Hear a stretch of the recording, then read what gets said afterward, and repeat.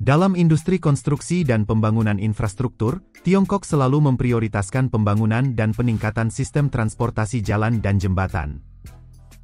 Upaya ini tidak hanya memfasilitasi pergerakan dan konektivitas antar wilayah, tetapi juga untuk mendukung strategi pembangunan ekonomi negara. Pembangunan ini bukanlah hal baru, memiliki sejarah sejak 2200 tahun yang lalu hingga era Kaisar Qin Shi Huang, Kaisar pertama Tiongkok yang mempelopori pembangunan terusan sepanjang 36,4 km. Terusan tersebut dimaksudkan untuk memperluas wilayah dan menciptakan keuntungan strategis dengan menghubungkan Sungai Siang di Provinsi Hunan dengan Sungai Li di daerah otonom Guangxi Zhuang, Tiongkok. Panjang sungai ini adalah 83 km, dan berujung di Guilin sampai ke Yangshuo, merupakan tonggak penting dalam sejarah pembangunan terusan Tiongkok. Terusan besar adalah sebuah karya yang luar biasa, dengan panjang 1.800 km, dibangun pada masa dinasti Yuan 1279, hingga 1368. Terusan Pinglu adalah proyek tulang punggung koridor darat dan laut Tiongkok, dan merupakan proyek yang bertujuan untuk mempercepat pembangunan Tiongkok. Ide pembangunannya telah diusulkan lebih dari 100 tahun yang lalu, dan pada awal tahun 1990, dimasukkan dalam laporan proposal proyek Departemen Perhubungan Guangxi, namun selalu ditunda hingga tahun 2019. Perjanjian yang berkaitan dengan terusan Pinglu muncul dalam rencana induk Tiongkok mengenai koridor perdagangan internasional yang baru. Proyek ini juga merupakan proyek penting yang membantu mereformasi dan menstimulasi perekonomian Provinsi Guangxi. Sejak saat itu, perencanaan dan pekerjaan konstruksi telah memasuki tahap yang dipercepat dan sesuai rencana awal, terusan Pinglu akan dibangun sepanjang 135 km, dengan biaya yang diperkirakan mencapai 72,7 miliar yuan atau 162 miliar rupiah, dan pengerjaannya direncanakan selama 54 bulan, dengan volume 340 juta kubik meter batuan yang digali. Dengan biaya yang begitu besar, Beijing berharap terusan tersebut dapat membantu memfasilitasi perdagangan dengan negara-negara Asia Tenggara. Secara teknis setelah selesai dibangun, terusan Pinglu akan menjadi jalur terpendek, paling ekonomis dan ternyaman menuju laut di Tiongkok Barat Daya.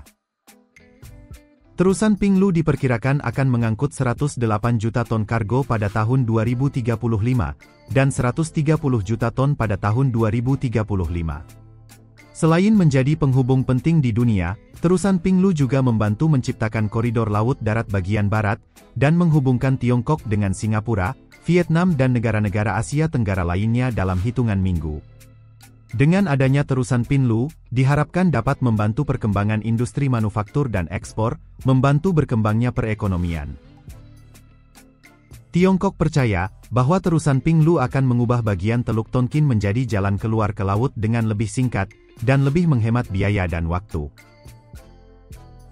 Guangxi adalah provinsi yang berbatasan dengan provinsi Tiongkok Barat seperti Guizhou dan Yunnan. Kota-kota ini merupakan basis manufaktur yang besar, dan seringkali kapal kontainer harus mengambil jalan memutar untuk mencapainya. Setelah terusan selesai dibangun, secara mendasar akan mengubah status Guangxi dan memicu Guangxi untuk lebih berkembang. Proyek ini dilihat tidak hanya sebagai peluang untuk mengembangkan lahan di Tiongkok Barat Daya, tetapi juga sebagai jembatan bagi Tiongkok untuk bekerja sama dengan negara-negara Asia Tenggara.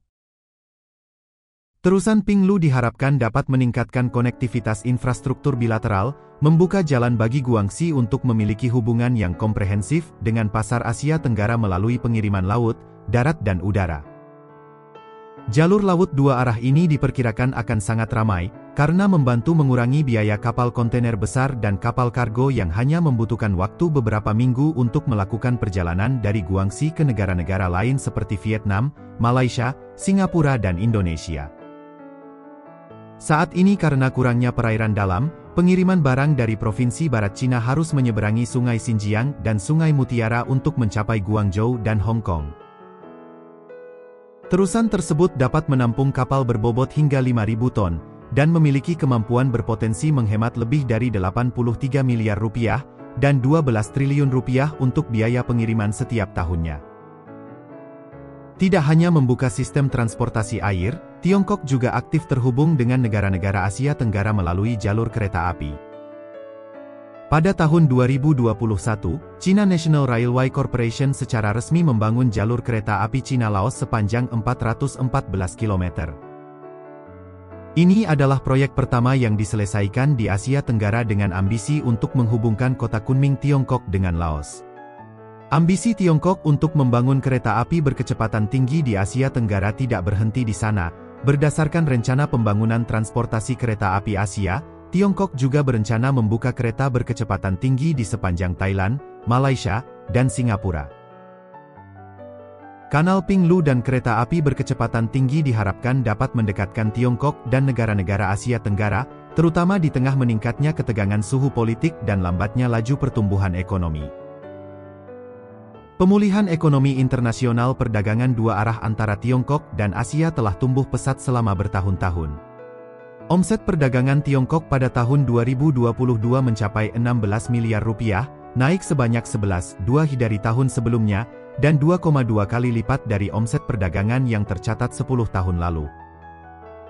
Tiongkok tidak hanya menekankan penciptaan hal-hal positif nilai tambah bagi pembangunan ekonomi dan kerjasama regional, namun juga menunjukkan tekad dalam menerapkan strategi infrastruktur, tetapi hal ini juga menimbulkan pertanyaan tentang tujuan di balik pembangunan terusan Pinglu.